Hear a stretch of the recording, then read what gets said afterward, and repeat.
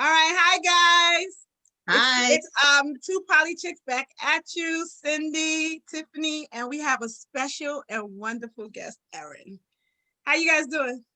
Hi. Good. Good. All right, that was funny. Okay, Erin has agreed to join us today. Who is Erin? I'm going to tell you a little bit about her. She began her career in Dearborn as a city councilwoman in Dearborn in 2018, and she represents about 100,000 residents in Dearborn, right, Erin? Yeah. That's right. And she focuses on issues like immigration, which, thank you, air quality, and systemic racism. Thank you twice.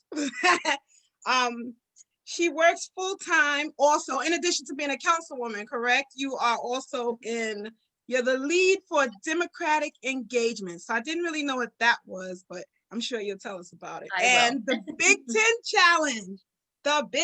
Challenge, at the University of Michigan. And you also work nonpartisan, which I thought was very interesting. And it's for student voter education, which, thank you. Everything in your resume, I was like, wow, thank you. To increase voter turnout, to increase a political dialogue between and across spectrums, which is something Tiffany and I definitely want to do on the show, which is bipartisan conversations. You find a lot of shows that lean toward one side or the other. So I think that's very interesting that you do bipartisan and to increase dialogue. We really need to have a dialogue to understand where we're coming from. Erin, you got your master's in education from CUNY, and you got your bachelor's in women's gender studies. I feel like I'm telling you who you are. And it's from it all sounds familiar. It all sounds familiar to you? And it's U of M Dearborn, right? That's correct. Yeah, yep, U of M Dearborn. And I know you as a former special education teacher, which we were teachers together. So thank you for joining us today. And we are so excited to have you here. Oh, thank you. Thank you for coming. All right, so we ready for our chat with the girls? Yes. Here we go. Yes. So, Erin, I wanted you to just tell us a little bit more about yourself, anything that you feel that Cindy may have left out, or anything that you want the audience to know, and also tell us what a councilwoman does. What do they do? What does it entail?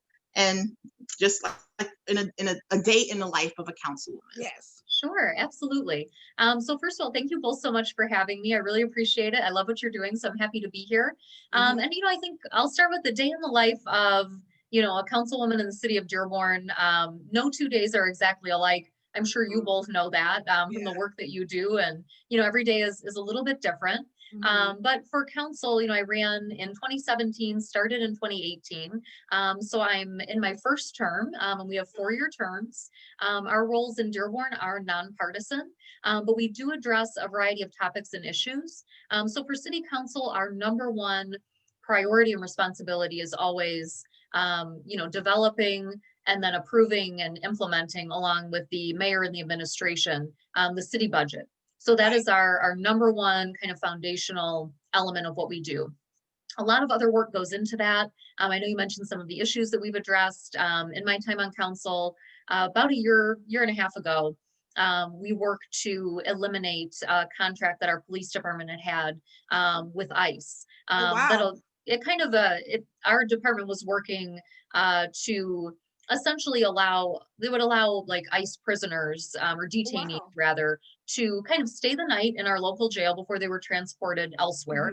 And then in turn for that, for some of our longer term prisoners, folks who had committed crimes in the city that were a little more serious and needed to be housed in a county jail.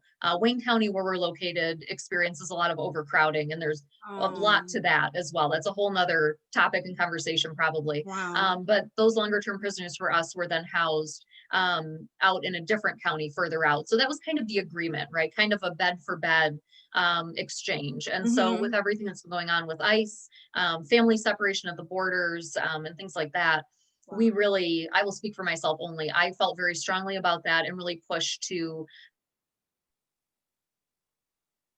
get that element eliminated. So that's something that we've been working on.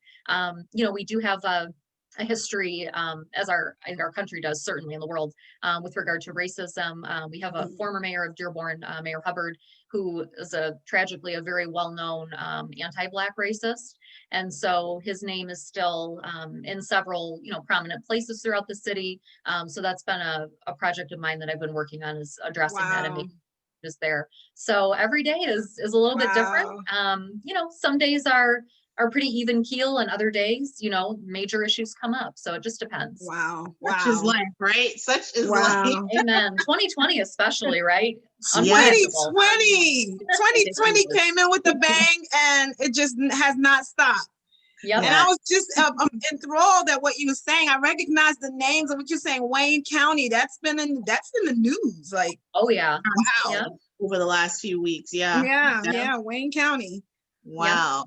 Well, so if someone wanted to go into politics or get involved in politics, what advice would you give them, or how would they get started getting involved in their community or within the political spectrum? What would you say that they should do? That's a great question. I'm so glad you asked that. I would start by saying that I would love to see overall more young people, more women of color specifically. Yes. Representation matters so much. Oh, I mean, I know you both know that, so I'm preaching to the choir. But it just does. And I think we need more of that. So I would encourage, anyone who is a good person, who is willing to work hard, who has a strong moral compass, to consider running for office at any level, wherever they feel, they're best suited to get engaged.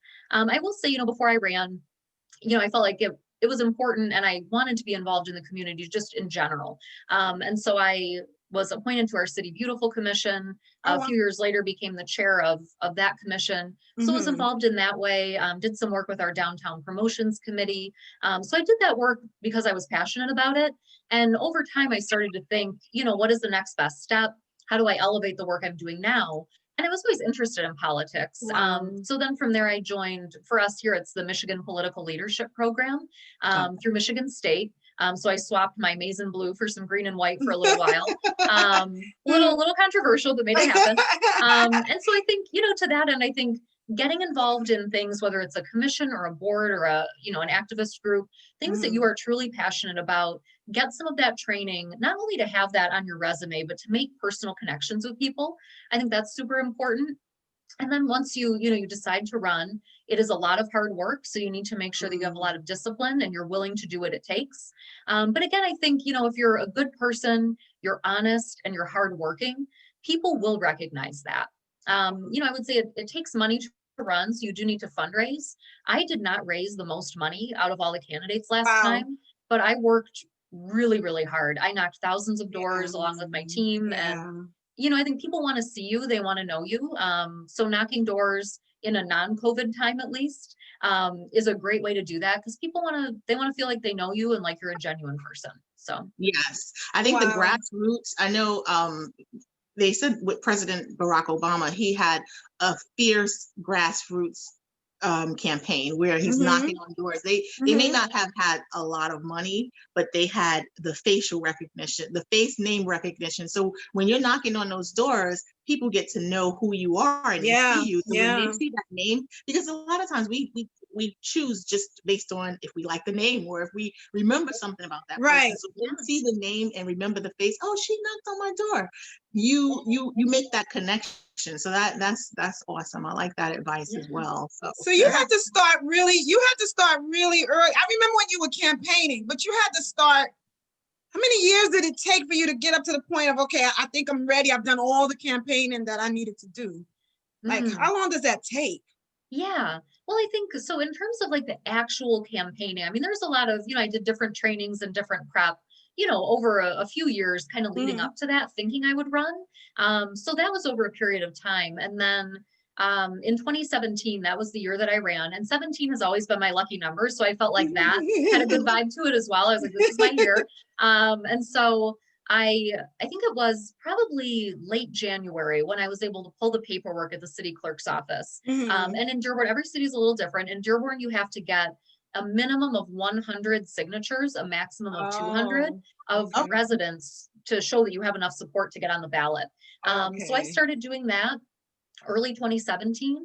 You know, started fundraising at that time as well, had a campaign kickoff in, I think it was early April. It basically, it was inside, but it was like torrential downpour. So I had Right. kind of a lower turnout than I hoped. And I share Oh, that because yeah. I think there are a lot of disappointments and like Oh, moments of vulnerability along the way. wow. And it's hard, but like, I remember coming home from my kickoff and I was like, oh, you know, maybe this is a sign, like maybe I shouldn't do this. But then I thought, you know, I put so much work into it. I know I could do the job. So I just kept pushing forward. But I share that to say that like, it's not just going to be this. There's a lot of highs and a lot of lows. And that's part of it. So yeah, I did that in April, started knocking doors. I meant to start in May, but it took a while to get all my materials. So I started late May, early June. And then we had our primary in August. I did pretty well there, came in 8th. You have to get finished in the top 7 to get a seat. So I was like right there. And Oh, then by November, I came in 5th. And so wow. got elected then. Yeah. Well, that answers one of our other questions, because that's what I wanted to know about being discouraged. Because I think that's part of the reason why people don't want to get involved, is because they don't know what to do. It seems like somebody else's job. You probably need money and backing, and maybe your expectations will be high. And I could see me being very, very discouraged if I lost. And then it'd be like, nobody likes me. You know, it's kind of a rejection. Yeah. But I'm glad you stayed that course. So what I wanted to know was, what is it like to live? It's kind of difficult to live in somewhere like New York, because we kind of consider Democrat, and we get ignored when all of the campaigning and that kind of stuff happens. And it seems like they always go towards swing states. And so I want to know, what's it like living in a swing state? What is that like when it comes to political things, rallies and all that stuff? Ooh. Do you notice a difference? Well, I mean, you lived in New York. You lived in New York, right? So do you notice a difference? Like, do you notice that difference? Oh, absolutely. Yeah. I mean, I would say living in Dearborn, so I know I mentioned earlier, like our council roles are nonpartisan. So, I knock doors for people who are registered Democrats and Republicans. And our voting population in Dearborn, typical voters, it's usually about 65% Democrats, 35% Republicans. So it's kind of a more blue city, but it's there's still a conservative population. And I think in the state of Michigan, I know we talked about Wayne County earlier, which has been in the news with the presidential election and people, quite frankly, seeking to disenfranchise, Black voters in Detroit specifically, and all of the evident racism that's present there. And so I would say in Michigan, we always describe it, we always show our hand, which is the mitten. So Detroit and Wayne County is about here, so Southeast Michigan. And then you have Washtenaw County, which is where the University of Michigan is, where I work. That's a little bit west, so over here. Those are 2 very blue counties. They always vote for Democrats for president and so on. But beyond that, if you're looking at the 2020 election and what the mitten looked like, you'll see a little blue here and here, a little further west in Grand Rapids, you see some blue. Other than that, it's shades of pink and deep red all over the state. So you have small pockets of blue. I always refer to Michigan as like a deeply purple state. We could go either way. There's been a lot of conversation about it this year. It's a fascinating and sometimes challenging political climate. It was when we were doing the shirts, that was one of the things we decided to put purple in, because purple is a real, like, people don't really think it. They think, when you hear the president or you hear other people, you're a blue state, you're a red state.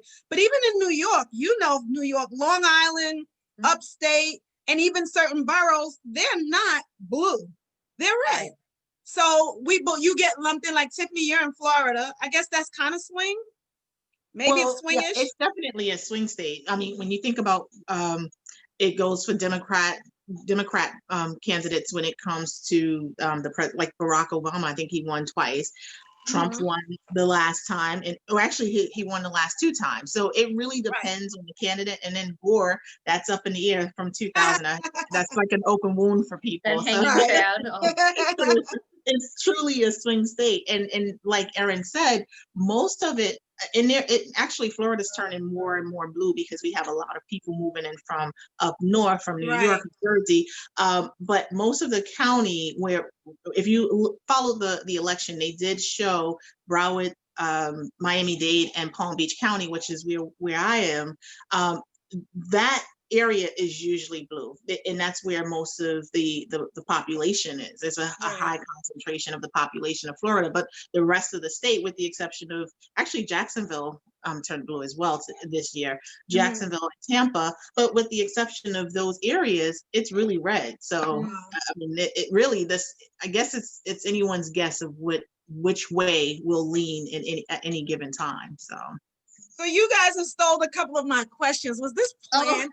Because actually one of my questions was about trends that you're noticing there. What shifts, are you seeing any shifts? But you did talk about the youth, which I think, I don't know, just from my limited view of just watching it on the news and following it as much as we can and talking with different people, the youth have really turned out. I mean, for the protests, they're interested in air quality. They're interested in immigration issues and stuff that I don't want to confess that I wasn't interested in at that age, but I really wasn't. You know, it kind of didn't feel like a need to have it. It didn't feel like it, like right now we are so polarized.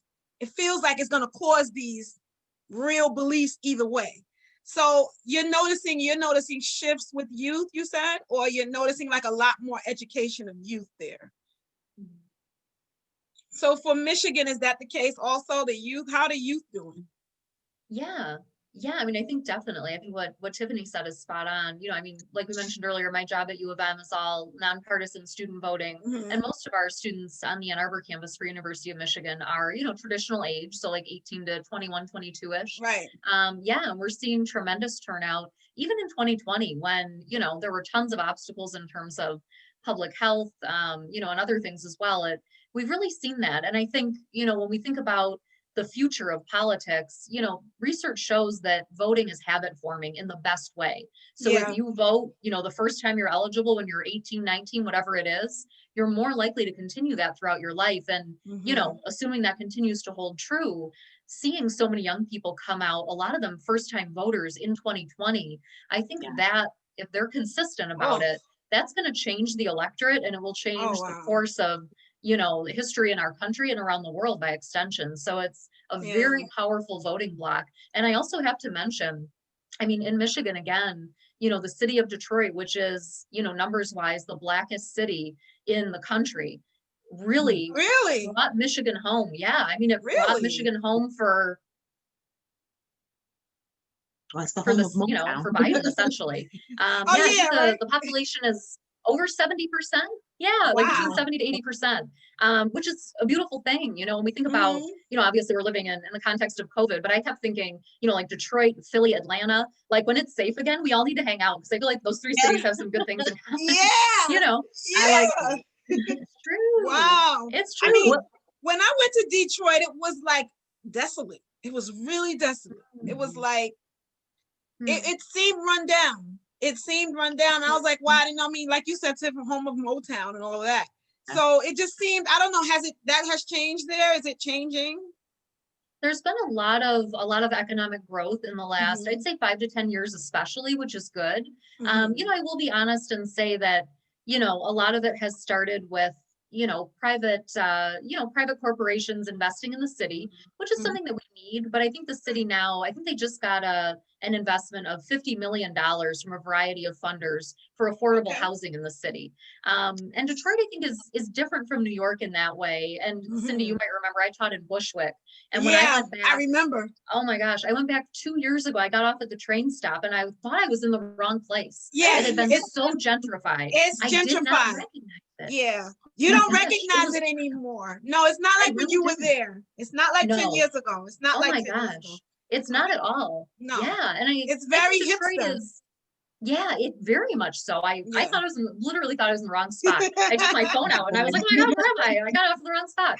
But I think there is gentrification in Detroit, absolutely. And that is part of, you know, we're seeing a lot of young white urban professionals moving into kind of the Midtown area. But I will say, Detroit, I think, is different from New York in that we saw a lot of, you know, folks leaving the city in like the 60s and the 70s. And so the population had decreased. And a lot of the buildings that are being, you know, built up and populated either by residents or businesses, my whole lifetime, they were just empty windowless shells. And so we did have that extra space to fill. Wow. But that being said, you know, I mean, I'm not in charge of the city of Detroit, but there is some economic movement there, but I really am hopeful to see more investment in the long-term residents and neighborhoods that have been the backbone of the city. So it's kind of both.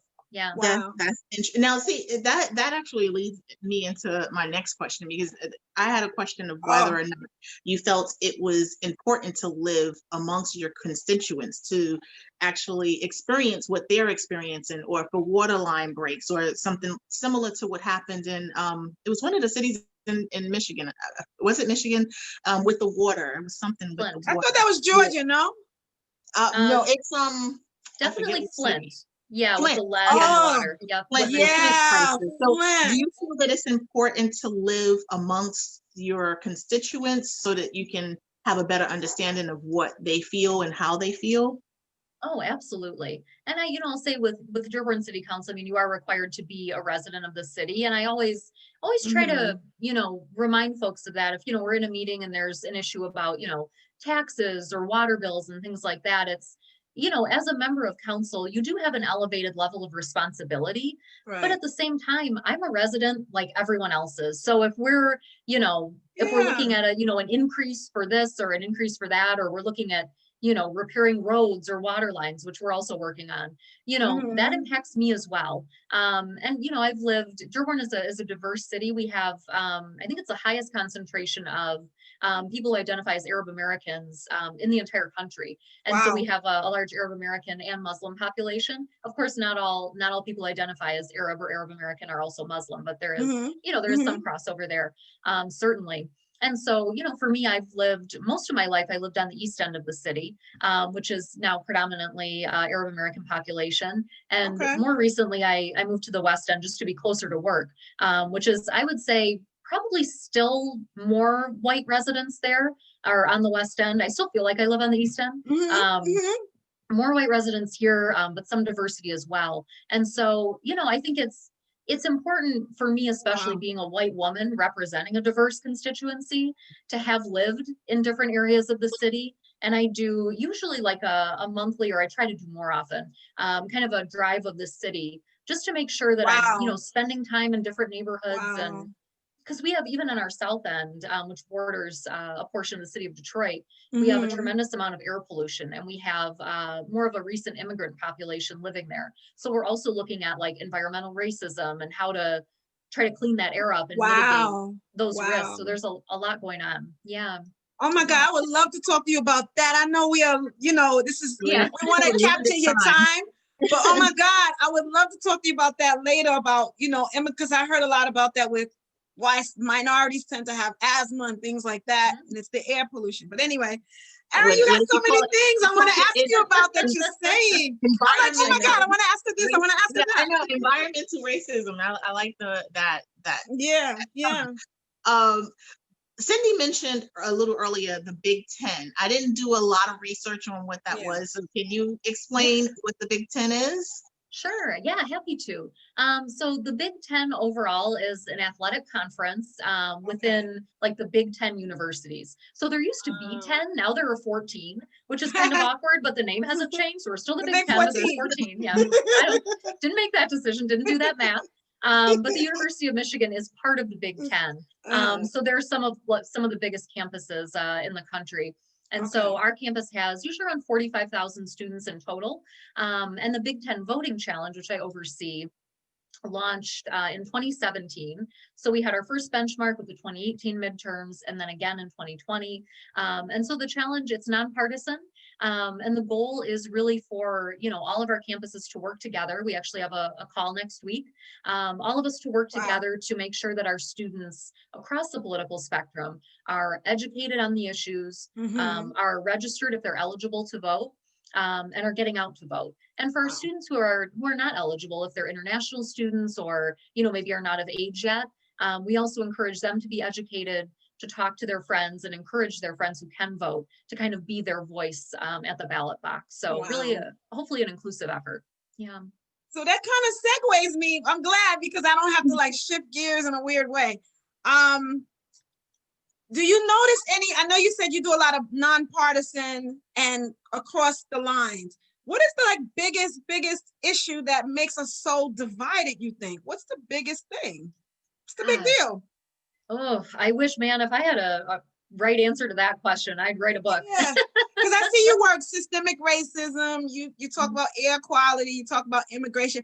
Some people are so staunch either way. I consider myself more in the middle. I could go with the candidate and I won't feel this, oh my God, something's gonna come down, the wrath of something is gonna come down if I vote Sure. Democratic, Republican, or in the middle. But there's some people that's so staunch. Do you think you know what that real one thing is? I mean, I know I hear them say family issues, abortion, gay rights. Yeah. Are people in your work experience that same staunch way, or are they more moderate because they're younger? That's a good question. I mean, sometimes it feels like, younger people are a little bit more malleable in their views. So I think there's something to that.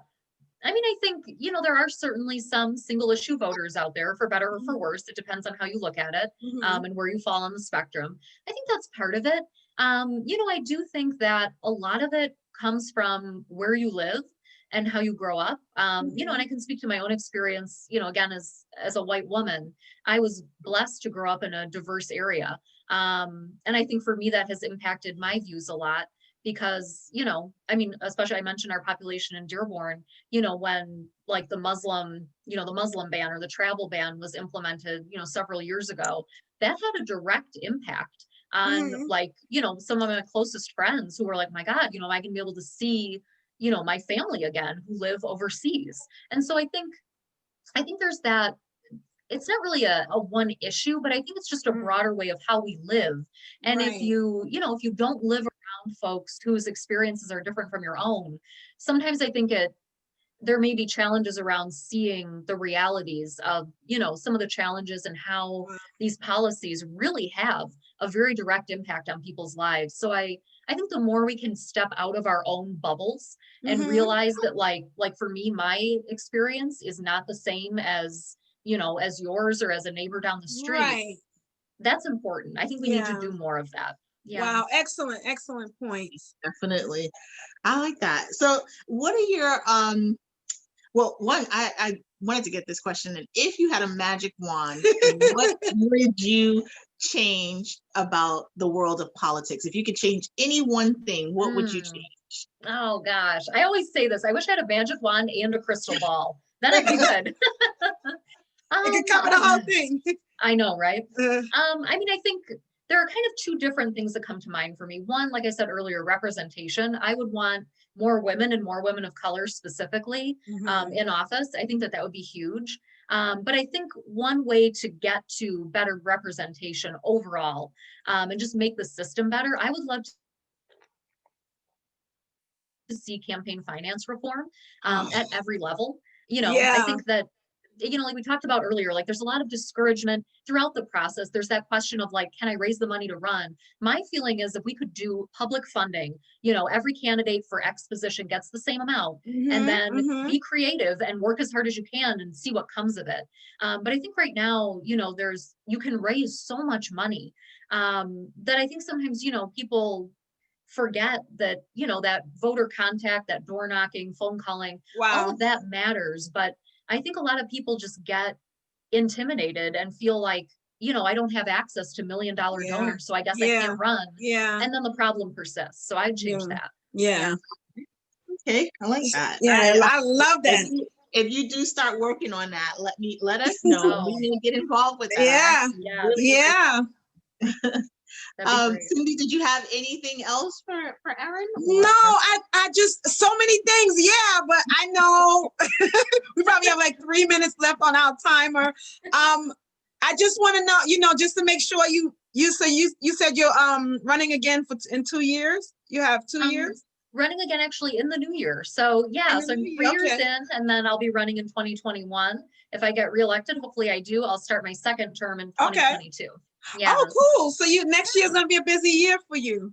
I know. And hopefully minus, lockdowns and restrictions and things like that. So anything you want to tell our many, many millions of followers? Yeah, I mean, I would, anybody who's listening, again, I think if you are like I said earlier, a good person, you have a strong moral compass, you care about other people, Mhm. I would strongly encourage you to consider getting involved, whether that's joining a commission or a board in the city where you live. It could be running for office. Get that training, get to know Mhm. people, Mhm. and let people get to know you as well. I think that's so important. Again, if you're in it for the right reasons, it sounds cheesy, but people can tell. And sometimes I think hard work and being genuine can outweigh raising a lot of money. It doesn't always Agreed. happen, but it can. And so I Right. would say that's something important. You will face some disappointment. It's not going to all go your way. It's not going to be smooth sailing all the Mhm. time, but know that you're strong enough to weather that storm, have a good team around you, and you can do it. I like that. Erin, I just want to thank you so much for your time. And I just think back to when you and I used to talk after school and before school. And you're the real you. You really are. And if I lived there, it'd be a no-brainer to vote for you. I had no problem just following your campaign. And you're really you. We used to sit at Applebee's after school and talk about things. And we always just, really chatted about political things. And I always found you just to be a beautiful person inside out. And I just to the moon with you, wherever you choose to go in your career. I'm sure you're fabulous as a councilwoman. I definitely want to come. We're always talking about me coming to visit. It just always I seems so cold. know. It I seems know. so cold there. It's a little cold right now. I'm not going to lie. Maybe wait Yeah. till May. Yeah, black folks in cold. Yeah. So thank you so much for joining. Tiff, you Thank have you. anything else? No, just thank you so much. We really appreciate you. You're our first official guest, Yes. so we Yes. appreciate that. Oh, We really do. awesome. How exciting. I didn't know Yeah. that. Thank you both so much. Yeah. Cindy, so good to see you. You're the best. It's good Tiffany, to so good to see meet you. you. Yes. Yes. You too. All right, bye guys. We'll be back. Bye, All right, everybody. have a good one. Bye. Take care. Okay. We're good. Tiff, where'd you go? Oh, no.